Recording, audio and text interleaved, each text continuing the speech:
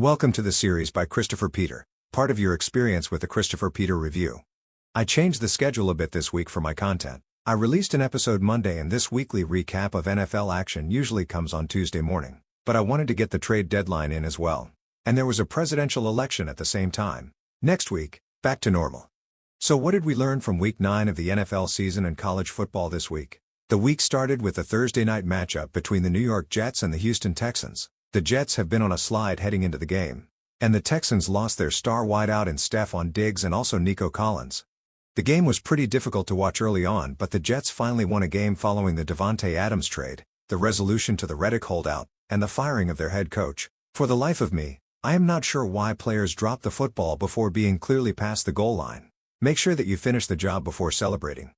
I saw on ESPN.com a clip of the always negative Paul Finebaum criticize Penn State's head coach James Franklin in picking Ohio State to win, because he claims Franklin always loses the big game.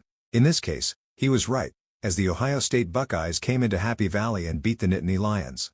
The college football poll is out and the top 4 teams are Oregon, Ohio State, Georgia, and Miami, but that does not matter this year. There are 8 more teams that will take part in the college football playoff starting this season. The top 4 will get a bye. But will that bye turn into a baseball-like occurrence where the rested teams are less likely to win than the ones who came back in the fold a week earlier? The new format will not end the debates. We are already seeing talk about what if this team ends up with the same 2 losses except one team got their second loss in a conference championship game. The benefit as I see it is more teams will have an opportunity and we will see who really is the best when the field is expanded. The new conference makeups and the new playoff field. College football is pretty exciting and the games are great. The Ohio State and Penn State game was back and forth. Texas is navigating their SEC schedule to a place in the playoffs with great performances, except against Georgia. The Texas detractors are complaining about a soft schedule. There is no soft SEC schedule, right? Now, back to the NFL. Let us start in the most important swing state and the game that featured the return of a Super Bowl winning head coach to the city and team he led to that Super Bowl. Doug Peterson took his Jacksonville Jaguars back to Philly to face the Philadelphia Eagles. Based on the rosters and performances this season, the Philadelphia Eagles were the better team and should have won this game fairly easily, which there were for most of the game. But decisions that did not go their way and a bad call by the referees helped the Jaguars get back in the game. I do not recall ever seeing a player touch down by their opponent and bump into one of their own and not be called down when then hit the ground. Many touchdowns and fumbles have been negated because there was touch seen on replay. But the Eagles did hold on for the 5-point victory. Many fans are critical of decisions made by our head coach Nick Sirianni. Not all were the wrong decisions when you think about it. I do think we should be aggressive when the time calls for it and sometimes be conventional when it makes more sense to do so. Those missed points helped keep an opponent in the game. The Dallas Cowboys are their next opponent and they are ripe for the picking when you consider all the injuries they unfortunately have experienced. They have not played up to the fans' expectations. And that will only get worse now that Dak Prescott will miss multiple games and was placed on injured reserve. CeeDee Lamb also has a shoulder issue. The Cowboys lost to the Falcons. The Ravens rebounded off their surprise loss to the Browns with a definitive win against the Denver Broncos.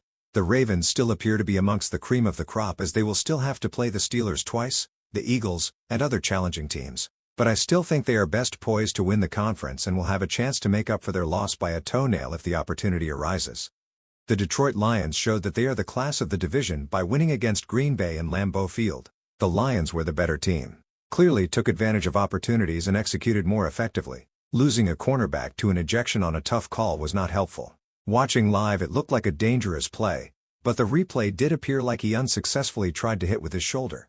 The Chiefs survived another close game on Monday night. Despite bringing new talent that showed up and showed out, they are undefeated with signature wins against the Ravens and others. They are focused on that three-peat, but more importantly on stacking win each week and not getting too ahead of themselves. The real cream of the crop of the league at this point is the Chiefs, Ravens, Bills, and Steelers in the AFC. They are all playing great football this year. The Bills really are playing better than anticipated considering the loss of developed talent that went to other markets this past offseason. In the NFC, the Lions, the Eagles, the Packers, and the Falcons. The Lions are the class of the field. If Philly can maintain this run and quality of play, we will be able to compete with them in the end. But the Lions are playing well. Notice my Super Bowl pick is not listed. They are on their bye and not leading their division by any means. If Christian McCaffrey does come back healthy, then they will have a puncher's chance, but losing the talent they have this year to injury will impede their season. They are less likely to make the playoffs, let alone another Super Bowl on their current trajectory. Still good enough to beat Dallas though. November 5th was not only one of the most important election days in our history, it was also the trade deadline for the NFL. The Washington Commanders made themselves better by addressing their need for a corner. Also, the Pittsburgh Steelers got a potential complementary wide receiver and bolstered their defensive line depth. The Dallas Cowboys went all in and traded for a wide receiver, which many people fear they might have overpaid for. Prior to the deadline, the Baltimore Ravens upgraded their own receiving corps by exacting some revenge on the Steelers by trading for a former Steeler. After the Steelers signed their starting linebacker, the Jets added talent over the past few weeks in trades and resolution of holdouts, but time will tell if that is enough to change direction. They may need to almost win out to make the playoffs and avoid playing the second seed in the opening round. Unlike baseball or basketball, I am not sure how much a trade during the season can impact the outcomes, but certain positional players can probably get up to speed faster than others, or the teams can create packages that maximize their abilities and talents to make it work. A big thank you to all of you in the audience. Your viewership is appreciated and valued. Please continue to visit the Christopher Peter Review at www.crcreview.com. New content coming out tomorrow with my insights on the election outcome.